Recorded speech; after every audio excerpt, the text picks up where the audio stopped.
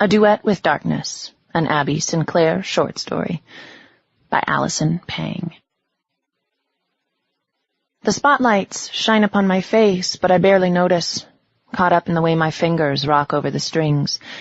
My thoughts nothing more than a blur of white as the music converges into a single strand of color. As always, something dances below my consciousness, a perception that no matter how good I am, no matter how hard I try, there is more to come if only I dare reach for it. I crack an eye open during a slight pause in the beat, my vision drawn to the man in the front row, sitting next to my mother, her white coat a shining pearl of righteousness. But who the man is, I'm not sure. He stares right up at me from the center front, his spiky hair glowing silver and orange, one brow arched as my fingers caress the strings. You can do better than that, those glittering eyes say. Stop toying with me. A jolt thrums through my arms at his smugness. His rebellion burrows into my bones until all I want is to leap from the stage and out the door, to run, to fly. But instead I finish my set, my mother's cold fish-belly gaze sliding over me. Never good enough for her.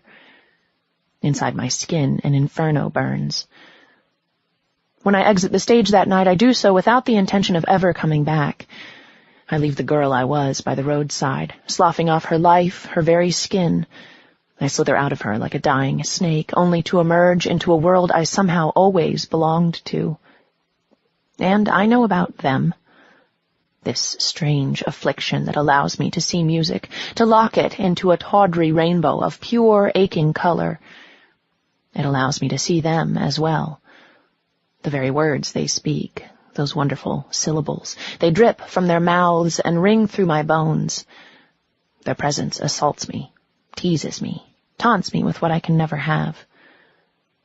Nobu says most mortals have to be awakened to the presence of the other folk, to recognize the existence of the crossroads.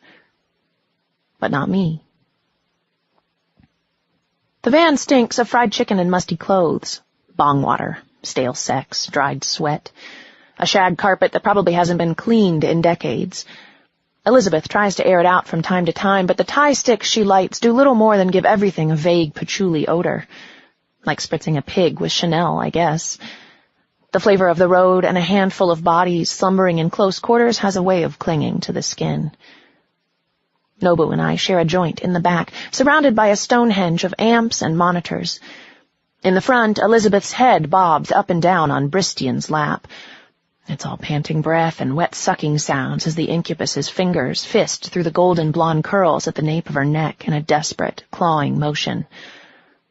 Nobu snorts and takes a final puff before flicking the roach into a plastic bag. A long, masculine groan echoes from the driver's side, and I roll my eyes, inclining my head toward the rear door of the van.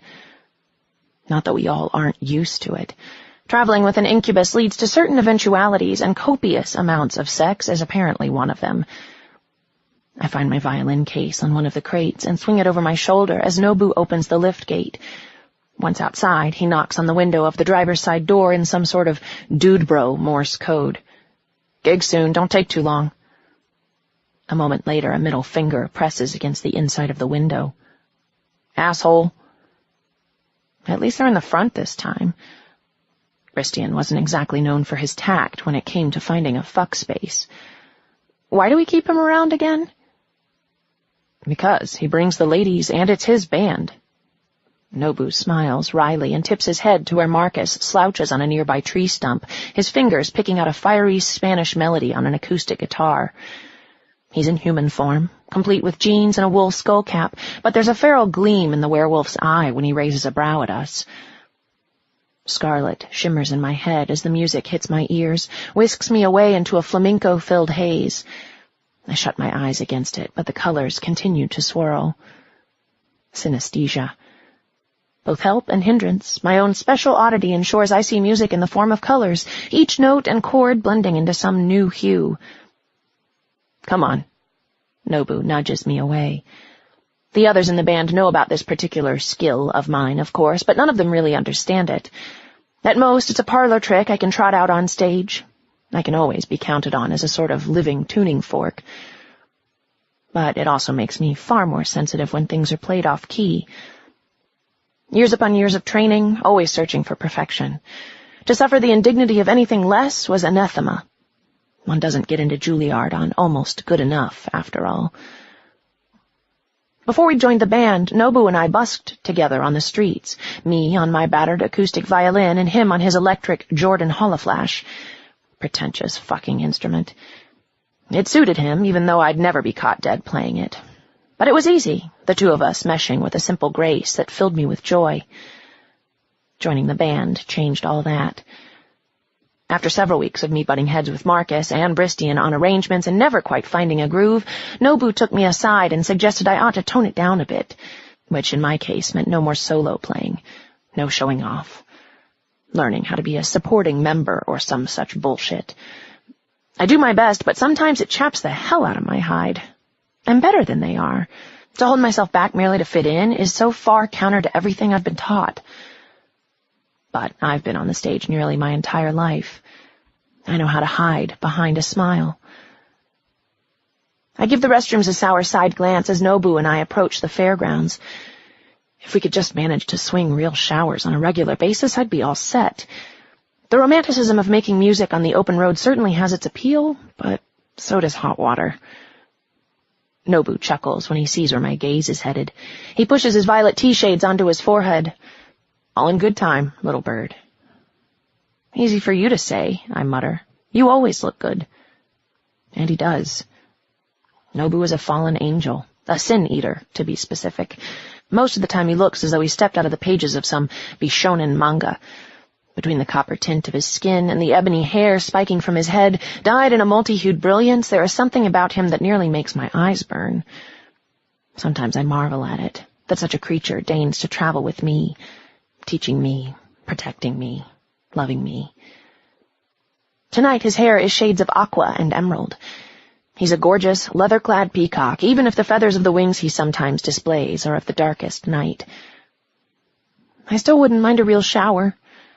I stretch my arms to the evening sky. Soon. He presses a quick kiss against my forehead and leads me through a second field where a small oasis of cars are parked, heading for the Crossroads Fairgrounds. Nerves run in soft waves down my spine. As gigs go, I've never played openly for so many other folk before, and the unfamiliar anticipation leaves an odd taste in my mouth, gritty and dank. Even if we're mostly doing covers this time. I pat my violin case out of habit, my fingers suddenly eager to showcase my talent among them, to show them all what I can really do. Nobu's lips quirk and he chuckles, the sound soft and low. If your mother could only see you now, he muses. His wings fade away beneath a glamour as the glaring lights of the midway hit us. My mouth compresses into a bitter smile. My mother would be aghast at how her little prodigy had escaped her, eschewing the propriety of Juilliard for lessons learned upon the road. No need to guess there. She'd garrote me with my own violin strings. Abruptly, he kisses my palm and then my cheek, his mouth brushing over my jaw to linger on the sweet spot where I lean against the chin rest of my violin. The violinist's hickey. Nobu often kisses me there. Some sort of manly claiming ritual, I suppose, but I don't mind. I shiver. How much time before the show? Not enough, he says, regretful. Come on, let's get the lay of the land, shall we? Clasping our hands together, we emerge from the shadowed safety of the trees into a gaudy world constructed of hot fluorescence and creaking metal, screaming children and come-ons from the ride barkers. The scent of cotton candy and funnel cakes floats over the breeze. I would have thought there would be something more exotic here, I note as we approach, a cluster of small stands proclaiming the world's best hot dogs. Chocolate-covered fairy wings? Deviled ding-dongs? The sin-eater shrugs. We crave mortality and its trappings, though most of us deny it. Besides, there are enough humans in attendance to make things awkward should we choose to call attention to ourselves that blatantly. Part of me wonders why it would even matter in a place like this, but I already know I won't get any answers from Nobu about it. Other folk business is their own, of course. I tug on his obnoxiously scarlet snakeskin jacket with the high collar and no sleeves instead. "Attention, eh?" "Makes two of us," he murmurs, poking at our reflection in the funhouse mirrors. His fingers run up the center of my dark blue corset, lingering on the leather eyelets. My face is distorted, monstrous, but my hair flares in fiery curls from my head, and my rainbow thigh-high socks pool from beneath my loose-fitting skirts like a bowl of melting Lucky Charms. He kisses me hard, his tongue darting over my lower lip. I nip his chin, smirking as he lowers his glasses so they cover his eyes, and we lose ourselves in the crowd again. The edge of dusk darkens the sky, but the waning sunlight does little to diminish the excitement of the people around us.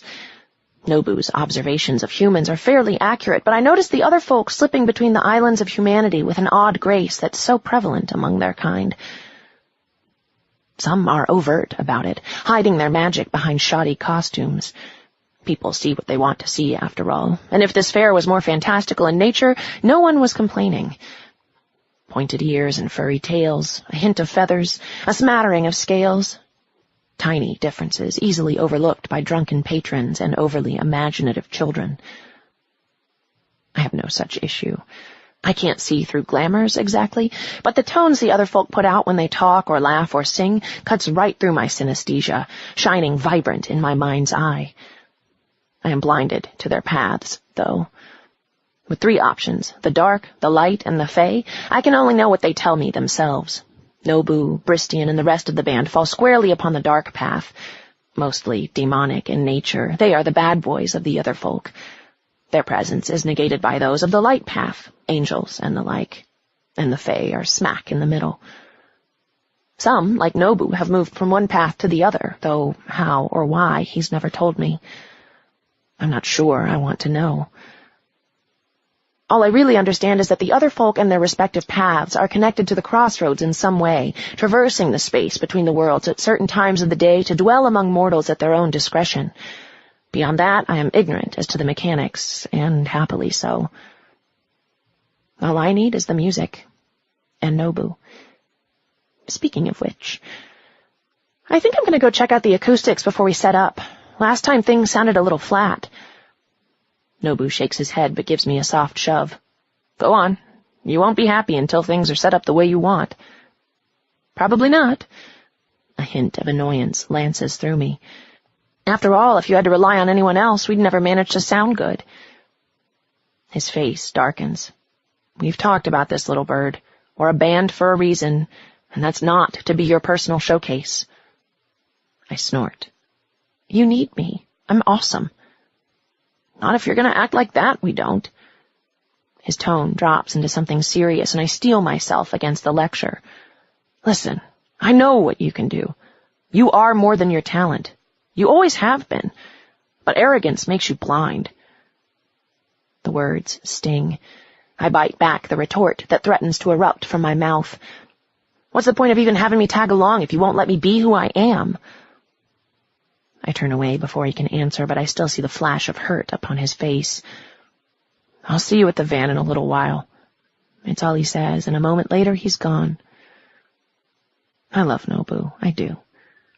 But sometimes he can be so damn overbearing.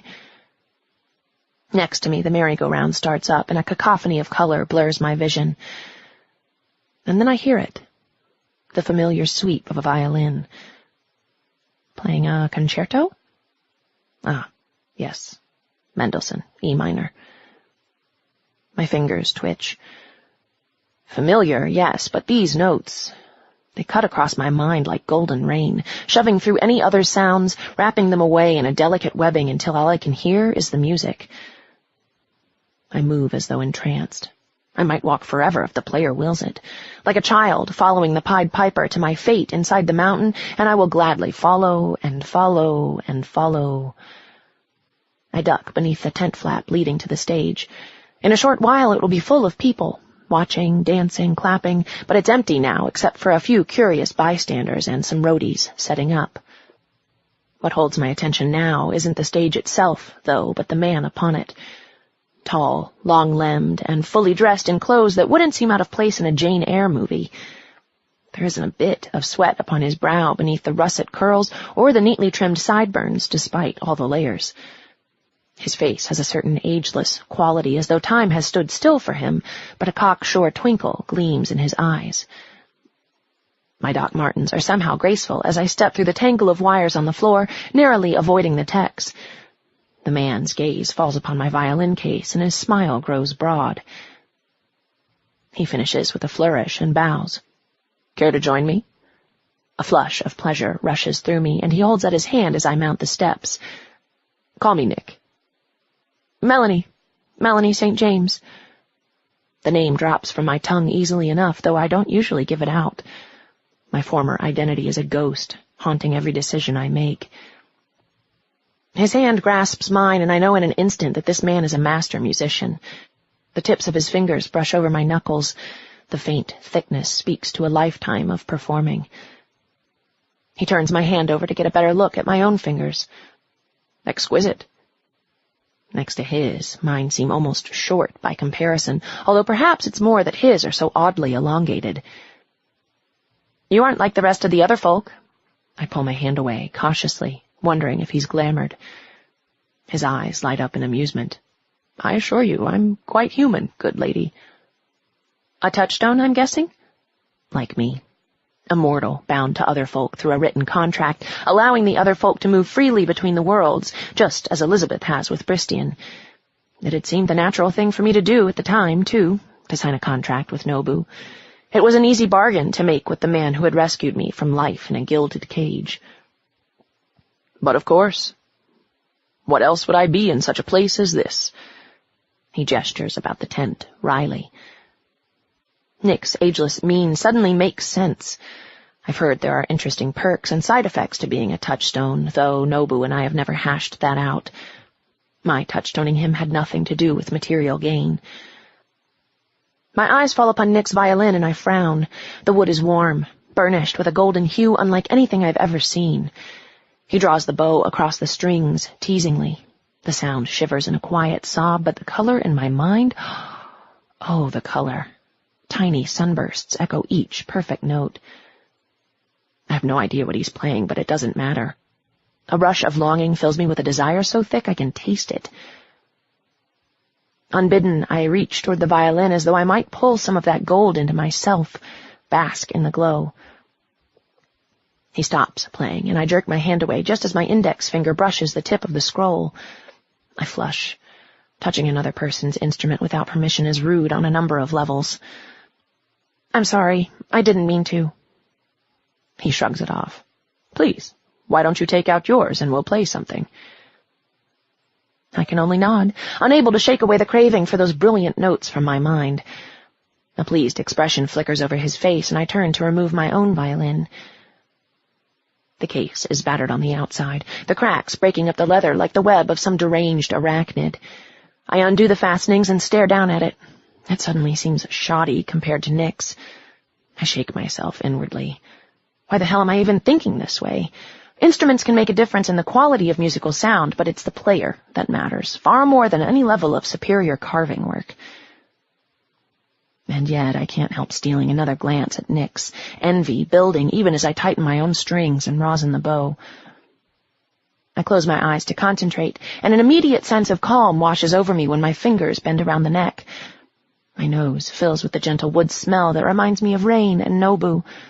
My right pinky twitches as it brushes over the slight scratching on the back. My initials, scrawled there in a childish act of rebellion. But now it only makes me smile, and I raise the violin to my shoulder, my cheek moving to press against the rest. The bow hums over the strings in a slow, sonorous sigh before I start a quick drill, pausing to turn the pegs in the scroll here and there until the colors align in my head just so. Perfection. Finally, I glance up. Did you have something in mind? I thought we might try a duet. Nick runs his bow up the strings pensively. I shrug. Whatever you want. He raises a brow at this, and my hackles rise. I'm more than confident in my ability to pick up anything he attempts. My classical repertoire is extensive, and playing with Nobu has opened a new world of less classical pieces. Everything from rock to Romani. It's all fair game. But I'll do it his way for now. He eyes me thoughtfully. A little table music for two? I don't have the sheet music, but... Also known as the mirror. This was a playful Mozart duet, where each musician played from the same sheet, but one played it upside down. I know it. I'll play upright. As pieces go, it's fun, not too long, and an amusing way to gauge each other's talents. I nod and count off the beat. 1, 2, 3, 4. Our bows hit the strings at the same instant, and the music pours forth even as my mind lights up with its usual accompanying visual display. My fingers know where to go before I've finished processing the song from my memory. But the colors are anything but smooth. The rainbow patterns of certain keys show up in their typical vibrant greens and blues, but it's separate from Nick's music. Instead of our parts blurring into a whole, his golden notes shine brighter, seeming to wrap around mine. It's too much. Instead of complimenting my playing, his side threatens to overwhelm it. A thin line of anger threads through me. It's been a long, goddamn time since I've met anyone who's my equal, not counting a few of my instructors at Juilliard, and even then I could match a number of them. And Nick is holding back. The look in his eye when our gazes meet is full of pity. You will never be as good as me. Fury forces me to renew my efforts, and I finish up with a savage flourish, blinking against the fading gold. Rather impressive. He's all politeness and lies. My fingers turn white around the neck of my violin in answer. Don't patronize me, I snap. Let's try something else. Whatever you like, I'm sure. My teeth grind together at the casual dismissal, even as my mind sifts through the music in my head. The perfect song falls into place. Paganini. Caprice number 24. Considered one of the hardest pieces for the solo violinist, it's one I've spent more hours than I care to remember learning. Years of practice and cramping fingers. I'd bled for it. Let's see you try this, you bastard, I mutter beneath my breath. Any calm I have skitters away, my nerves struggling to stay in focus. A moment later and I'm off, the playfulness giving way beneath the difficulty. I stay on target, every ounce of my training now at the forefront. The need to prove that I'm better lends an edge to the sound, rage trembling through every scrape of the bow. I frown when I realize there's an echo. No, not an echo. He's accompanying me, mimicking every movement, but playing just a tad off-kilter. The colors blur into a discordant miasma that makes me dizzy. My jaw tightens until my teeth nearly pulse with each chord. He's doing it on purpose. A challenge, my inner voice crows, sending my fingers into a frenzy of effort I haven't made in ages. The air crackles around us, and then I gape as the music changes. Not mine. I know how the piece is supposed to go, but he's turning it into something else. Improvisation. The color shifts, and I attempt to follow. A note behind, a chord too slow, but I've got his number in the span of a few seconds. The pattern solved, I surge forward, meeting him note for note, until suddenly it's over. Blood rushes through my ears, met only by a silence that seems all the louder for the absence of the music. I'm panting, air flooding my lungs as I attempt to quell the shaking in my wrists. It was a good attempt, Nick bows, but his mouth curves into a mocking smile. I fight to keep the scowl from my face. He's outplayed me, but how much of that was due to his violin versus his actual talent? My pride stings as I reach for excuses. I underestimated the hell out of him. Whatever. I wasn't asking for your opinion. Says who? Nick asks mildly. A song played is a song released to the world, to be interpreted by the listener. Your playing was admirable, yes, but it lacks something. Yeah, that violin. I lay my own instrument in its case. There's something funny about it. You have no idea, he murmurs, handing it to me. Feel free to give it a go, but I really don't think you'll care for the results. My fingers curl around the neck, and I pluck a single string. The resulting plink lights up my vision like a thunderbolt. Nick's jaw drops, but I've already placed it beneath my cheek, and the bow slides over the string, notes of such perfect clarity and resonance emerging, and my mind stills. The world drops away until all that's left is the sweetness of the sound, the soft sigh and hum. The first strains of Tchaikovsky emerge, the gold swirling, swirling until it seems as though I stand on the brink of the universe. I have but to reach out, and I could hold it all, play it all. The violin is snatched from my hands, something akin to pain vibrating through my fingers. That's enough. Nick's smile remains, but it's brittle and his cheeks are flushed. That was unexpected. He waves me off. No matter. I look forward to seeing your performance later this evening. I'm sure you'll play to the best of your ability. Easy words from someone with a magic violin. Nobu's accusation rumbles thick and dark behind me, the distaste of his words budding through my vision with black precision. My head snaps toward him, even as I gloat triumphantly. Called it. Nick shrugs as he puts his violin away. It makes no difference what you think. You are an inferior musician. Nobu's brow cocks high. Is she? Then how do you explain that? I crane my head to where he's pointing, nearly sinking to my knees when I see the crowd pressing at the entrance of the tent. Other folk? Nobu's eyes flick toward me and his voice softens. She called us, and we came. I what? Now? Called you how? Nick continues to pack his things, silent. I move toward him, but Nobu's hand around my ankle pulls me up short. Later, he mouths from below the stage. I scoot off the platform instead, my own violin cradled safely on my shoulder. The crowd shuffles forward to get a better look at me as I stalk out of the tent. I'm used to adoration, but there's a hunger here that speaks of something far less innocent. Even Bristian and Marcus gape at me. Nobu thrusts past, though, his wings opening wide to clear the way. I wonder at this flashy display of magic, but apparently the rules of the game have just changed. Nobu's wings curl around me to shield the view, and he manages to return me to the safety of the van, our bandmates close behind. My mind whirls with the implication of Nobu's words earlier. I was calling other folk? What the hell was that all about? I've almost always been aware of their presence, but I don't think that's what he means. Do you want to explain what just happened, in English this time? I slump on the floor of the van, my arms crossed. Beside me, Bristian leans against Elizabeth. Her blue eyes are wide as she stares at me, and the silence stretches out until I punch Nobu in the shoulder. Hello? The wild magic, he mutters. Somehow you reached it while you played and called us to you. The what? You know the crossroads work via magic, right? I shrug. Everything's magic with you guys. Why would that be any different? It's the wild magic that holds all it together. The glue. He cocks a brow at me, and I can't tell if he's scared or proud or what. And you just managed to use it, via your music. I shake my head at him. It wasn't me, it was that violin. Magic, like you said. No, it wasn't just that.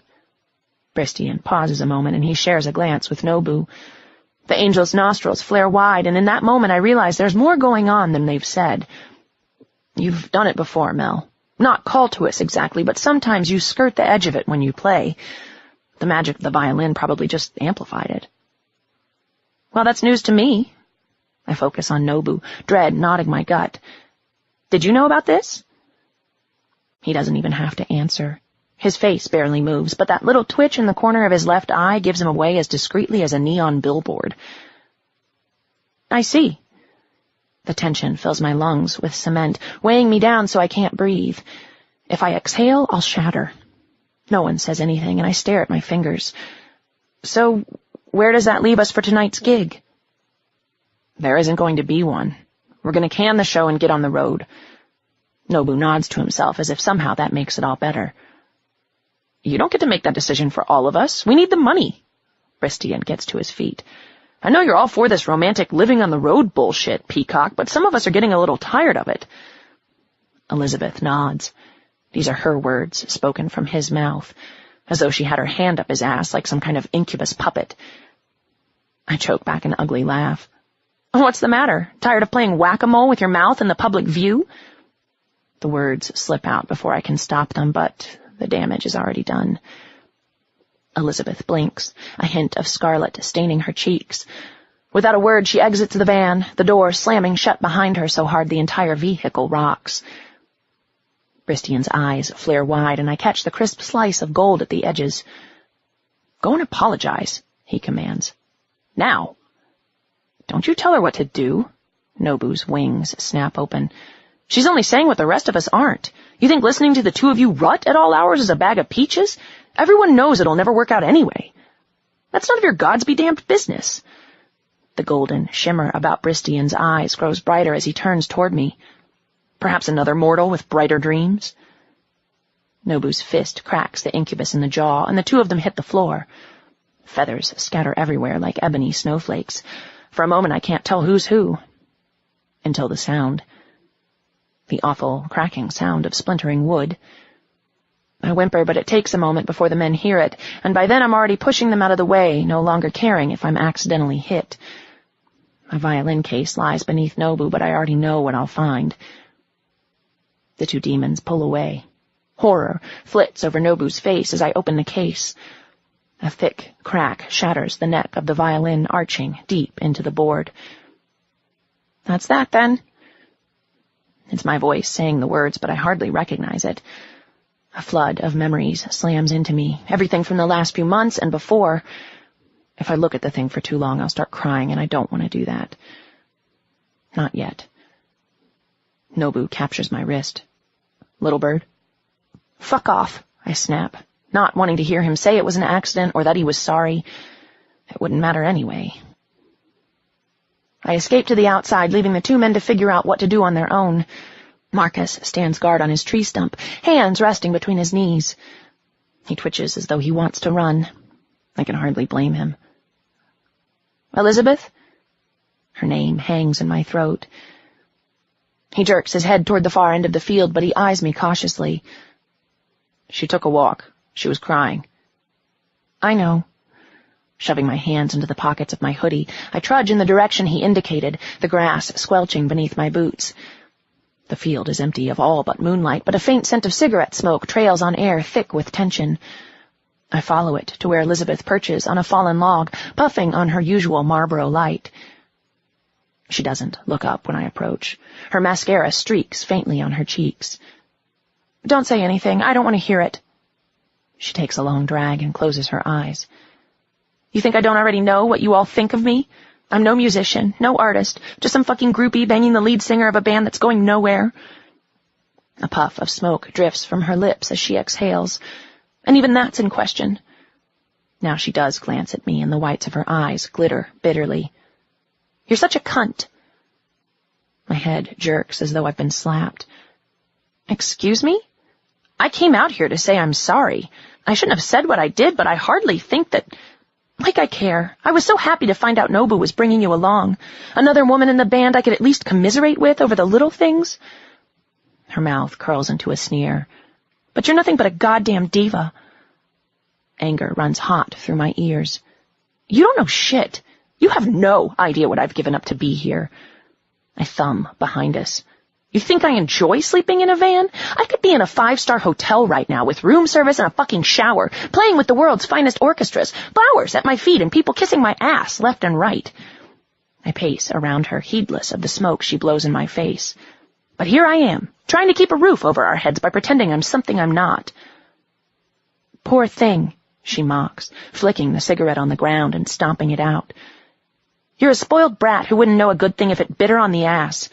And by the way, the band doesn't mesh right because you're holding back." "What are you talking about? Nobu said he wanted me to stop hogging the spotlight, so I did." "Whatever. Everyone else is just waiting for you to show what you can do. And then you put on this act like you're surprised people love your music. It's fake. Everything about you is fake." She heads for the van before I can respond, but pauses, the edge of her face crested silver in the moonlight. "I'm not anyone fancy, and I don't really know the first thing about music. But I always thought a good musician shouldn't play down. She should lift others up." And then she's gone, walking swiftly away with her head down. Shame floods my cheeks. "I'm sorry," I mumble after her. For a moment I wish I were anywhere other than here. Even Juilliard. I have the sudden urge to give my old roommate a call, but I barely said goodbye to Abby when I left. I have no right to expect advice from her now. My feet find a rhythm as I walk around the log, trying to figure out where I'd gone so wrong. I'd been so trapped in my life. Everything structured, pre-planned, unable to make my own decisions, form my own opinions, every move and concert decided on. Every piece I was supposed to play scheduled well in advance. I'd been dying, trapped between the outer layers of my skin and the music inside, battering itself upon my bones to get out. And now I was free, wasn't I? Free to call the shots, to play what I wanted, to dress how I liked, to be where I wanted to be. So why was I here, drifting among the masses of other folk and traveling like a vagrant, playing music that Nobu insisted I play? The realization that I've quite possibly traded one cage for another hits my stomach. I want to vomit. With great power comes great responsibility, I quip to myself, but it's a hollow joke. Abby would have understood, though. It's not even about power. Simply being free isn't enough. I have to take control of my own life. On my own. I could, right? Just grab my things from the van and disappear on the road. Hitchhike, maybe. Oh, that's right. My violin is broken. Without it, I won't have a way to earn money. I swallow bitter disappointment. Trapped again. Even so, there was still Nobu. Would he understand? In the distance, an electric guitar wails, the familiar riff of Chris Isaac's Wicked Game, resonating with a sultry twang. I wince. Bristian normally sings this, and I'd have added backup. I can picture him singing to the audience with those rolling hips and that seductive smile, using his incubus charm to leave the ladies in a swooning mess of hormones. It hurts to realize they've decided to go ahead with the gig, but it's a moot point. I can't join them. I can't even fault Nobu for not coming out to find me, given the last thing I'd said to him. Might as well just head for the stage to watch the show. At least I won't have to deal with Nick gloating at me during the whole set. Maybe it was a blessing in disguise. An uncomfortable idea threads itself through my mind. Surely Nobu hadn't attempted to break my violin on purpose. I push it away, not wanting to entertain the thought. But it lingers, even as I make my way to the fairgrounds. The music has changed up, and I easily recognize Marcus's sultry guitar playing. As a band, we all had our strengths, and everyone had gotten a chance to showcase their abilities. Except me. Anger grows ever deeper, and by the time I stomp up the center aisle beneath the tent and plant myself in the empty seat next to Elizabeth, the only color I'm seeing is red. The blonde's eyes remain pink and puffy. She nods at me, but there's nothing particularly friendly about it. On stage, I catch a glimpse of Nobu singing, his wings spread wide and unashamed as he covers the Lucifer song, Detenshi Blue. Fallen Angel Blue. He told me what it meant once, but whatever the lyrics are, the liquid Japanese syllables all sound like a goodbye. He gives me a tight smile when he sees me, but I turn my head away, unable to look at him. The song ends, leaving him breathing hard into the microphone. Normally, at this point in the set, Bristian and I would do a version of the Raggle-Taggle Gypsy, but not this time. One of the amps blows out with an ominous crackle, and the band disappears backstage as a roadie fusses with it. "I'm sorry about your violin," Elizabeth says during the lull. "Bristian thought you might use Nobu's electric one instead, but Marcus said you'd never play it." Electric violins have no soul, no life. I chew on my lip, stretching my legs out in front of me. I can't explain it. They don't sing. They just parrot what you tell them to play. I'd take a busted-up piece of shit acoustic over plastic any day. "Well, if it's an instrument you need, I've got one you might borrow." Nick's voice cuts through our conversation like a splash of ice water. Elizabeth's face grows stony as our eyes meet.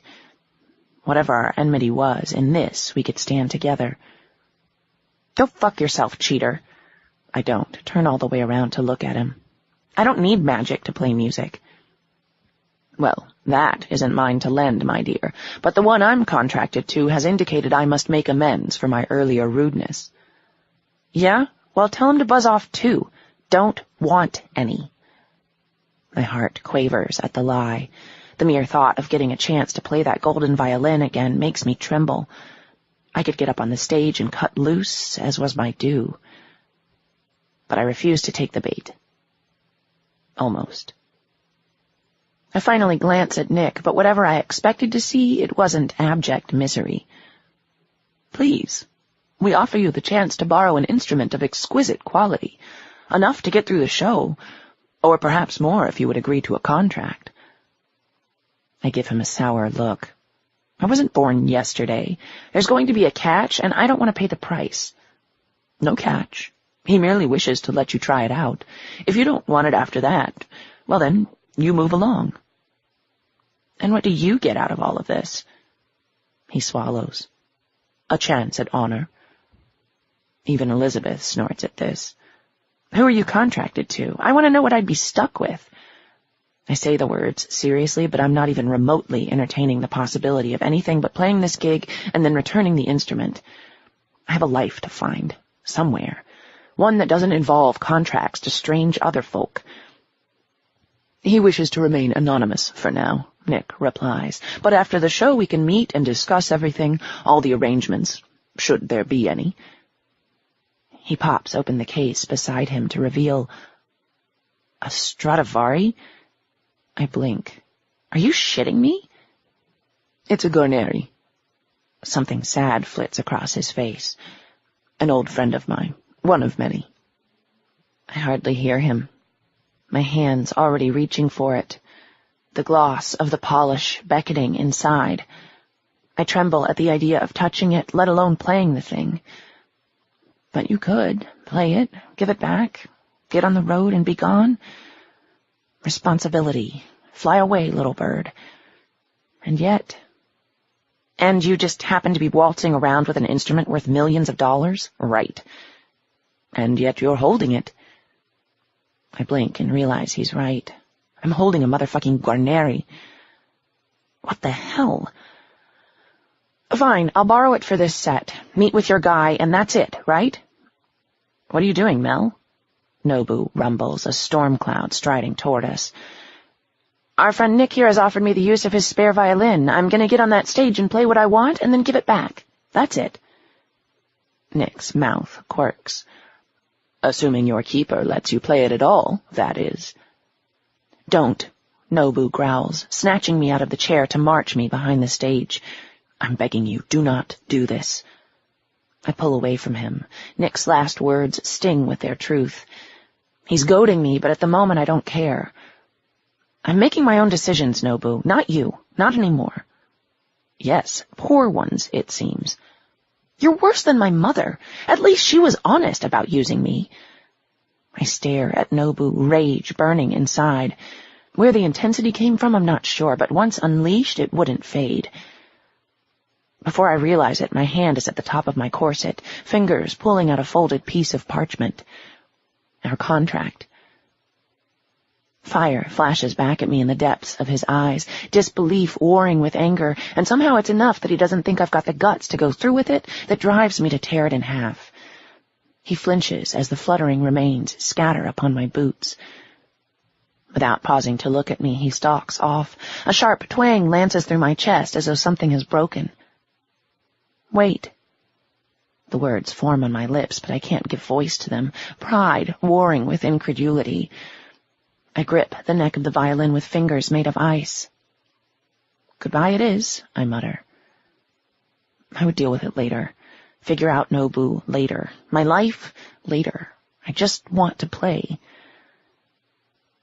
I quickly mount the stage and run my bow over the strings. An answering hum fills the tent. I spend a quick moment warming up, nearly weeping at the perfection of the tone. Unlike the golden violin, these notes ring silver in my mind, with a richness I can only guess comes from the instrument itself. I step forward into the spotlight, where I'd been in for nearly the entirety of my life, where I belong. Bach's saraband in D minor slips from the strings. Nobu's presence looms behind me, filling me with sadness. My eyes meet Nick's in the second row, but they're hollow, as though whatever spark that gave him life had fled long ago. With each note, the voice of the violin grows stronger, pulling and pushing until I lose myself to it completely. After all, this was the song I was playing when I first met Nobu. Might as well be the last. And then I'm not even thinking of him at all. When the final note fades, the silence is... well, it's one of those pin drop things, except I can barely notice anything but the spotlight shining and the terrible chasm inside me, as though I've poured every ounce of myself into the audience. It should feel good, but I'm oddly empty. A breath shudders out of me, the bow hanging between my limp fingers, and I sink to my knees, spent. I glance over at Nobu, surprised to see the look of horror on his face. What is it? You're mine. A dark voice shatters my thoughts, the sound's color blacking out all other knowledge. For a moment I'm transported to a despair so deep I may never find my way out of it, and it's all the more horrifying for the pleasantness lingering just out of reach. But through it all rings a chord, at once familiar and terrible. The flattened fifth, also known as the devil's chord. Don't look, Mel. Whatever you do, don't look at him. Nobu barrels into me, shoving my face into the floor, his wings arched protectively. Don't look. I try anyway. I have to. The sheer presence of the man wrapped in shadow behind us insists on it. Nobu catches my face to hold it still. Please, don't. Why do you deny what is mine by rights, Lapsus? Nobu winces. I'm sorry, my lord. The words send a new thrill of horror racing down my spine. My lord? I swallow as I realize who it must be, but I can't form the name even in my mind. I don't understand, I whisper. The violin. From the corner of my eye, Nick approaches the stage even as the rest of the crowd hangs motionless. Statues. I don't want it. You can have... My words are cut off by a strangled yelp as Nobu covers my mouth. Shh! Anything you say is binding here. I struggle to sit up, but Nick's next words chill me even more. I offered you the use of the violin. All you have to do is return it and we're done here. Right, but... It has your soul, Melanie. Nobu's voice is anguished. When you played, somehow the violin took it. You can't give it back or he will own your soul. A ripple of amused laughter sounds behind me, at once joyful and wretched. Indeed. Give me what is mine and your soul belongs to me, or enter a contract to become my new touchstone. Nick flinches as I glare at him. Honor my ass. He gestures to his own golden violin. You weren't supposed to be able to play this. Only his touchstone may do so, but you did. You can't contract her, Nobu says suddenly. She's my touchstone. There is a torn contract that says otherwise, boy. Nobu curses and my heart drops. So that's it? Panic flutters like an epileptic butterfly in my chest. I eye the front of the tent. Surely if I ran, I could get away. A hand grips my shoulder. There is no way to flee the sin of your pride. But you don't need me. I point at Nick. He's better than I am. Inside, my cowardice cringes upon itself, but he's thrown me under the bus just as quickly. Niccolo has served me well, but I grow bored with his jaded assumptions. Niccolo, I say weakly. The Niccolo? But of course. The devil's violinist has ever been my servant. My mouth drops. Paganini. I'd been playing against Paganini. No wonder he'd been able to outplay me so easily on the Caprice. He'd written the fucking thing. My head snaps toward him, and he gives me a wry shrug. Bastard, I snarl, trying not to cry against the unfairness of it all. In my arms, the violin glitters silver, the strings humming in agreement. Nobu's arms and his wings wrap around both of us. What do? I can't do this. His lips fall upon me, kissing my mouth and cheeks. I'm so sorry, Nobu. I'm so sorry. No, I'm the one who's sorry, little bird. Everything I did was to protect you from this. I should have told you, but I was afraid." And then he sighs, wings drooping. He tilts my head as though to kiss me again, but this time he aims for that sweet spot beneath my chin. His mouth brushes over it, and I utter a sharp cry at a thin sliver of pain twisting through my neck, thousands upon thousands of tiny pinpricks, and then nothing at all. Until I touch it. A tiny fire erupts beneath my fingers.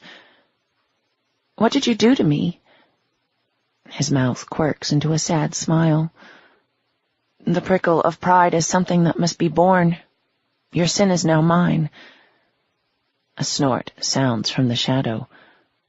"An interesting proposition, Lapsus, and unexpected. I accept." "Peacock?" Bristian says hoarsely. "Are you sure?" Nobu sighs. "What else can I do? I love her." I blink back a rush of tears.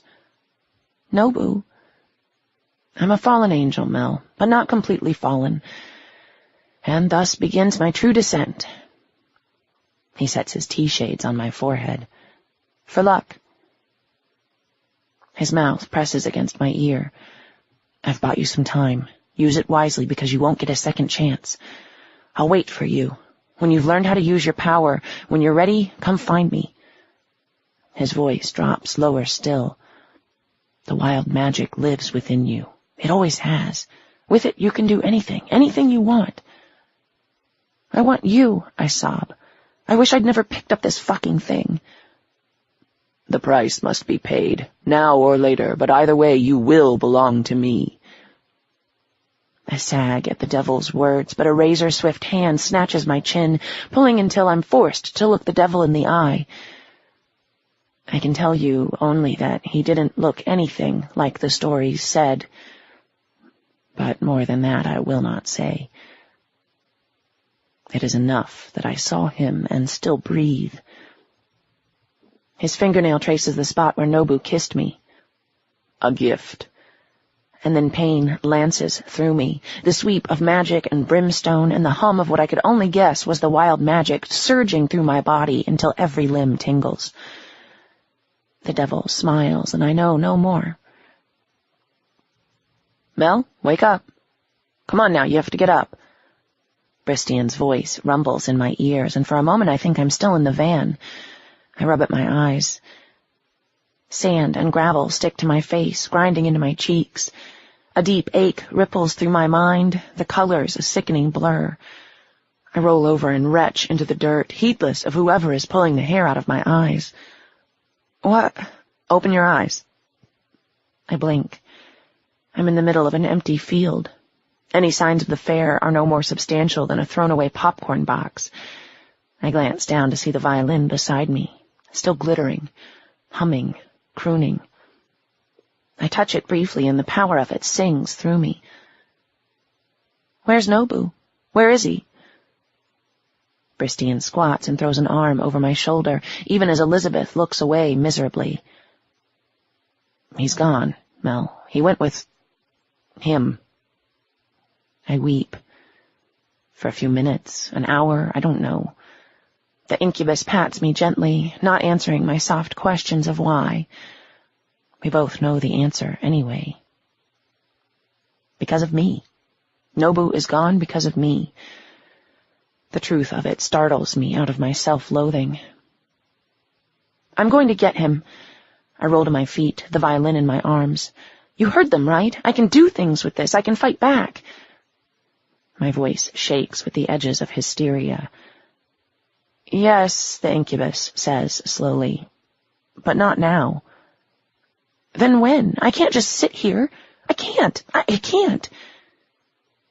Inwardly, I know he's right. I need time to learn how to use this gift or curse or whatever it is.